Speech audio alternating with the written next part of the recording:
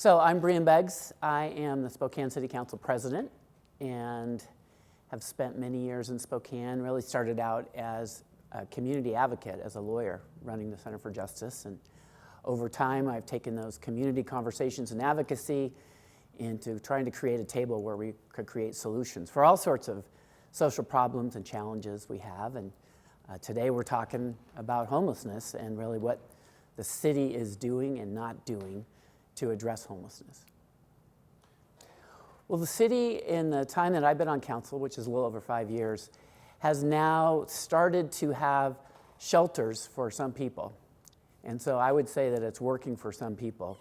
We've evolved away from temporary cold weather shelters, sometimes just a space on a gym floor, to actually 24/7 low barrier shelters, even co-ed shelters, even shelters with you can bring your animal, who's your companion, so you don't have to choose between your companion and getting out of the weather. So we are doing that now. It's just that the scale is so small compared to the need. And so we are doing some good things, and we're now starting to think about regional partnerships that have just begun. I mean, the regional partnerships, we're getting some money from the county for some things, but really all the services are in the city of Spokane, and homelessness is a county-wide problem. In fact, 70% of the people who we count as homeless in the city of Spokane and in the area are from within 70 miles of Spokane. So it's not people from the outside, it's really a homegrown issue. And we're serving them, but it would be great to serve them in the city of Spokane Valley, where they're becoming homeless, in the city of Deer Park, in Cheney. So they're served in their network, where they can regain their footing and get back to it, rather than relocating almost as a refugee to downtown Spokane, which is kind of what happens sometimes. Yeah, if you want to define our solution as actual shelter beds for people who are literally unsheltered, not just couch surfing, but literally living outside or in their car, we're way under-resourced. Last estimate I saw is that we have about 900 beds in the county. And the Department of Commerce report that I saw estimated there were 4,000 to 5,000 people unsheltered and either living in a shelter, one of those 900 beds, or literally outside. And so that's why it's such a huge problem, and everybody sees it, because wherever you are in the county and in the city, there are literally people just there living their lives, being humans, without a place to get out of the weather. And so the scale of the problem is huge, and the resources are small, and we've under-resourced it for so long that solving it seems almost impossible. You know, the cost of providing a shelter bed is about $55 a night. That's about the cost of a pretty low hotel. And so if you want to talk about thousands and thousands of people a night at $55 a night, nobody has the money to do that. And that doesn't mean we don't need to address it and start chipping away at the problem, because as you get someone out of homelessness and back employed and into housing, then they are now contributing to the solution.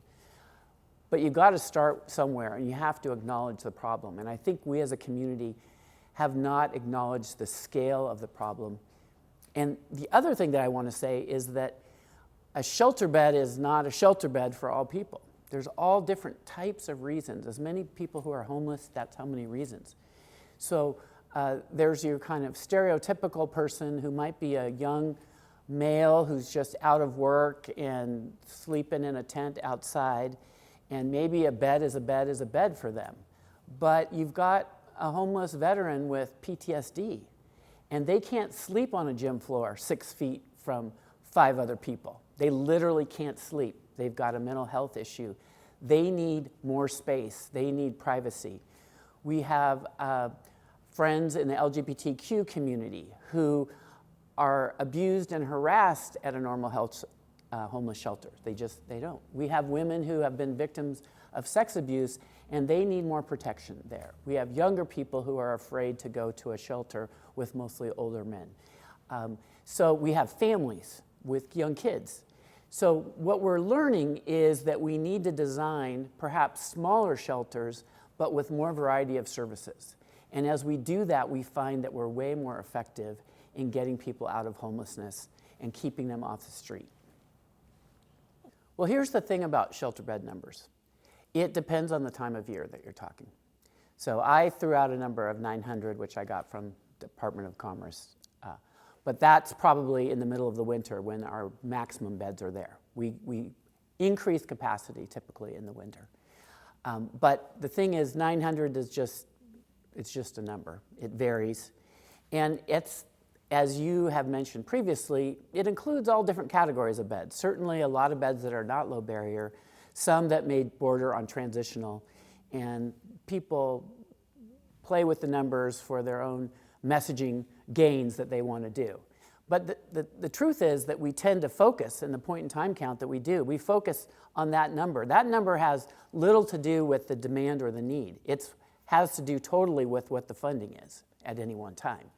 And so we sort of measured homelessness last year by how much funding we had for beds, because we didn't count the people who weren't in a shelter and who were homeless. And again, by my estimation from Department of Commerce, it's thousands of people who aren't sheltered in a shelter. And so that's part of the challenge. One of the things that City Council has been advocating for a long time is to have a real-time dashboard as best as possible. And we've had the software for it for well over a year, but there have been political issues about publishing the information.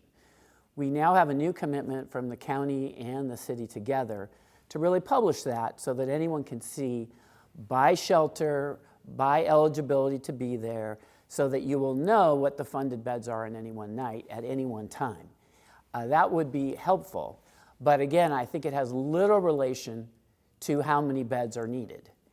We supply the beds based on funding. And the point that I would like to make is that where we're moving towards is homelessness being a public health issue and us having to address it. Just like the fire department, if someone calls 911 with a medical emergency, they respond. They don't say, you know what, we only have so much money in our fire budget this year, so we're going to only go to every third call. They respond. And what local governments are realizing is that we're going to have to treat homelessness that way. And the reason is not just for the homeless person who's at risk of dying or having health negative outcomes and then going to the hospital and costing the hospital a lot of money, but the entire community pays a price when people are homeless. If it's a family of homeless people, their children are going to be underperforming in school. They're going to have worse outcomes as they grow up and try to become employed and avoid the criminal justice system. You'll hear the complaints from downtown business owners and hotel owners that, oh my gosh, there's people sleeping in doorways. That's hurting our business and our reputation, or neighborhoods are scared, or people are using places for bathrooms that aren't meant, whether it's polluting the river or just sidewalks. So there's all these things, and we as cities are realizing that we have to solve homelessness like any other public health issue. But we don't have a revenue stream to do it. Typically, we didn't have the scope and the scale of the problem, and typically the federal and state government were big players in that. And now cities, we're grasping with that problem and that challenge, and that's where you see a real disconnect, where you hear people, whether they're advocates for people who are suffering or they're people who are businesses and neighborhoods who are upset that their parks or sidewalks have been taken over. They're like, come on, city, do something. The city just doesn't have an infrastructure. We've got fire and police, and we've got garbage pickup and water delivery. We've got all those services figured out, and we know how to pay for them. We don't know how to pay for homeless services or even housing yet. And so that is our challenge of how do we make that both operational and cultural and mind shift to that. And part of the good news is even this mayor and administration, who kind of campaigned against helping homeless people with low barrier shelters in the campaign, has shifted and said, no, we do have to address it for the whole community. And so I believe the mayor is now on board and joined with council, who all along has been pushing in that direction. And it's a matter of finding the revenue and operationalizing it and being effective across regional lines. And that's, we're figuring that out. Every day that's below freezing is a day too late to figure it out, and yet we continue forward. And I think that's probably the biggest shift for me coming into government as opposed to being an advocate for how I think the world should be. Advocates should be painting the vision of this is how it should be. We should have housing for everybody who needs it. We just should. I mean, no one, I don't think, can really argue against that we shouldn't have it. But making it real and how to do there is an incremental, and it takes time. And so government's doing that. So I love it when advocates say, this is the vision. I love it when the business comes to me and says, I don't want to clean up somebody's mess again at my front door. I'm like, yeah, you shouldn't have to. And we're coming up with ideas and ways to do that. The number one way to solve all that public health is to have actual shelter for actually unsheltered people. That is the number one thing. And I do want to push back against this myth, urban legend out there that the people who are not in shelters don't want to be sheltered. That is just completely untrue, and the numbers don't bear that out. The shelters that we had last year, we had 2 shelters that were low barrier, 24/7 co-ed shelters. They were full every night. They were totally full. And when we closed one of those shelters this summer, which we shouldn't have done, but when the city did it, those people went back to living on the streets. We knew they liked shelters, but they didn't. So there are some people that might not want to go to a particular shelter if the rules are too harsh, or it might be a particular religion, or it's really a drug treatment center and they're not either appropriate for drug treatment or they're not ready. There are occasions like that, but for the most part, people who are living in the cold and the heat, if you gave them low barrier shelter that worked for their psychological and mental health needs, they would take us up on it, and they do regularly. Well, the most important thing is to cultivate empathy for everybody involved. That's the most important thing. When I go to neighborhood council meetings and I meet with business people who are very upset and fearful of people who look and seem different because they're unhoused, they're mostly acting out of fear and concern. And so it's not enough to simply give facts to people and tell people, hey, this is why people are homeless. These are the solutions that work in places, and stop being so fearful and concerned. You can't do that. People can't even listen to you until they've been listened to. So the first thing is to lead with deep listening of whoever you're talking to and engaging with, and find out what their concerns. And when people come to us in City Council and say, hey, I'm going to Coeur d'Alene Park and Brown's Addition, and there are needles there, and I'm afraid I am going to step on a needle, or my child is going to be step on a needle and get a horrible disease or something. You can't say, oh, don't worry about it, the odds are low. You can't say that. You have to start with, yeah, I get it. It's not acceptable. Your concern is totally legitimate. And so you really have to start that way. And you have to do the same with people who are homeless. And I think that is a big challenge, is people who are advocates on either side of the issue, and it's really more than 2 sides, really. There's probably 3 or 4 sides of it, is they are so focused on explaining their truth as they see it, and the distress and the crisis, that the other groups don't hear the empathy and that they're being listened to. So that is the way forward. It's a little bit contrary to our impulse because it is such a crisis. Everyone, regardless of what they feel, they see the crisis and they want to convey it. Until you acknowledge it, they just get louder. And so that is a challenge, and especially I find that even when I'm listening and I'm doing active listening and saying, yes, I'm listening and doing that, people don't even notice that I am listening for a while. It takes a while to do that. So you won't be rewarded immediately by listening and having empathy. It takes a while. That's the number one thing. I think if for the people who aren't homeless and are concerned about it, what I would most want them to realize is that the people that I've interacted with who are homeless, when I've gone to shelters and served meals and talked with people, is that the vast majority of people there are really just everyday people who've fallen on hard times. They just are. I had a similar bias and belief that, oh, everyone's going to be on drugs or have a mental health issue, and that's why they're homeless. And when I served meals, I just found that people were just bewildered. How did this happen? I grew up in this town. I had a job, I had a place, and now I'm living in a shelter with these people, and they're bewildered. And the vast majority of people are in that situation. Now, are some of them with mental health issues, substance abuse issues? Yes. Which came first? Hard to know. I can tell you that based on statistics, the vast majority of people with behavioral health and addiction issues are housed in this community. They are. The vast majority of them are. And yet they're housed and they function in life. And yet there is a group of people who are unhoused who either had those issues before they become unhoused or now have them because they're unhoused. And they need those services as well. But it is not that there are the housed who are fine and the unhoused who are not. There are two different interventions that need to happen. And frankly, they intersect and complicate things.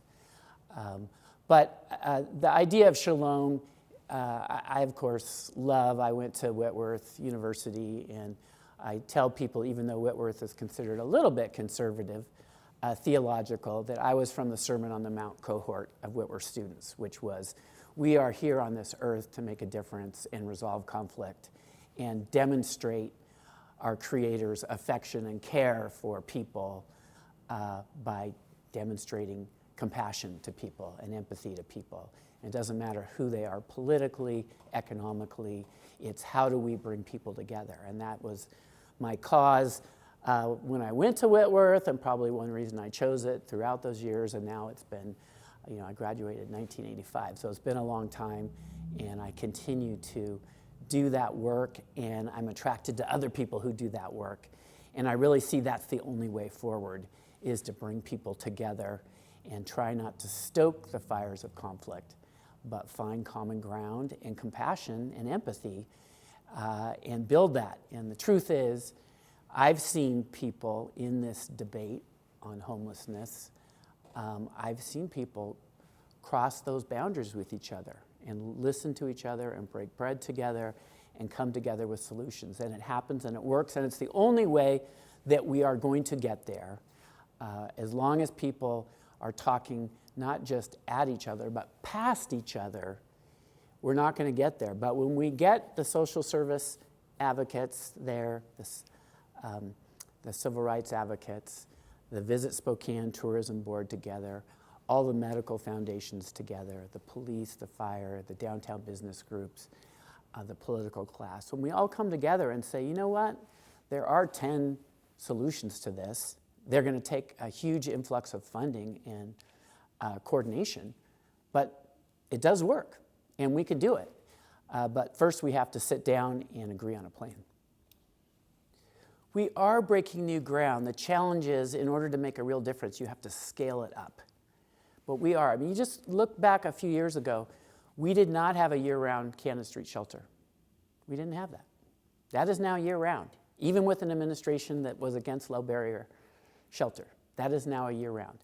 We're just about to open the Way Out Bridge shelter housing with wraparound services and where people can stay for 90 days, not just night by night, with services, getting them into housing. We have a new Hope House that massively increased the number of women that are served, again, with wraparound services and great rehousing. It's full every night, even though we just totally expanded it, which we'll tell you. We've increased the family. Family Promise is now bigger.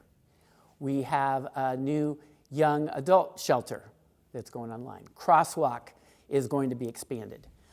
So we are doing more things. There are more innovative things. The challenge is it feels like, compared to that problem, a drop in the bucket. So we are doing more. We are doing more regional things, partnerships together. In terms of some of the real innovative things, like tiny house villages, more, I would say, resident governed and led entities that you hear about that are pretty exciting to think about. That's going to take a nonprofit entity to put a proposal together and say, hey, we will do this, and then see if we can get funding. And that's one of the challenges, is when people contact me, they say, oh, the city should do a tiny house village. And the thing is, the city doesn't do programming. We're pass-through funding, and it's going to take an entity that's well-funded enough and to put the legwork into developing it, and then come to the city. And then, though, the further problem is, right now we award our homelessness money on 5-year cycles. And that money is all spoken for the most part, absent something from a new foundation or something like that. So to put a new super out-of-the-box program, you have to, are we going to nudge someone else out of the way? So there are a lot of devil in the details kind of problems out there. It's not as easy. When people send me posts of, oh, they're doing this in Austin, it's great. I'm like, yeah, that is great. But that's why it's going to take a real coming together to say, all right, let's look at some of these things. Now in Seattle, the business folks hired a consultant to come up with some of those things. And then they tried to get it on the ballot and do a bond, taxpayer bond, to fund it. It got knocked off the ballot for some strange legal reasons. But that's what it's going to take here, is we're going to need to have a consultant work with all these groups that I mentioned earlier, come together and say, hey, here's these concentric circles, starting at the core and then out with more innovative programming. Here's what it's going to take. And it's going to take, $5 to $7 million a year in new money, not just the tens of millions of dollars a year we're spending now, but in new money to do that.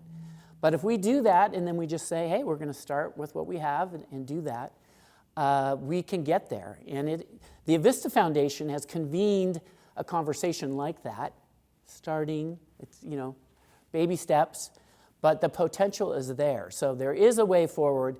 It's going to be a group coming together, setting what the problem is, what those numbers of actual homeless, what the current resources are, what they need to be, what are the strategies that work, and then here's the funding source, and then go to both the private sector and the taxpayers and saying, hey, if we really would change this, would you fund, $30 more a year on your home for taxes a year? Would you do that? And it's going to be matched by the business community. Then we could get there. So it's doable, but as you said at the top of it, you got to get out of the rinse and repeat cycle. We are not repeating it the way we have done completely, but in terms of the scale that we're addressing it, yes. And part of it is new politicians come in, we have to train new mayors with it, and people are often in denial. And they're literally just hoping that people who are homeless will leave Spokane. They just really hope that. And then another urban myth, legend out there is that people all over the country are descending on Spokane with free Greyhound bus tickets because, boy, Spokane would be a great place to live in the winter if you're homeless. I'm being facetious here, but that is not happening to any scale. Obviously, some people come from out of town to Spokane, but usually what happens is they come here for some reason, they've got an opportunity, and then they get lost, and then they're stuck here, and they can't leave. But it's our homeless problem is, by the vast majority, is local. So I think the number one thing I would want people to know is that wherever you are in this community, however long you've been here, whether you have a home, whether you have a business or not, whatever your situation, whether you struggle with mental health issues or substance abuse issues, or just putting food on the table and paying your medical bills, we're all people. We all live in Spokane. And the ethic that I am trying to encourage, and I think the way forward for all of us, is that we can acknowledge the truth, that in Spokane, we all belong. And once we acknowledge that we all belong, we can put our solution together, and it's not you and me and the other. It is us together, and we all bring part of the solution. And frankly, we all bring part of the challenges. Just ask the people who know us well. But more of solution than challenge. And so whether it's homelessness or housing in general, how to get more jobs and economic vitality, put Spokane even more on the map that it is, we'll do it together.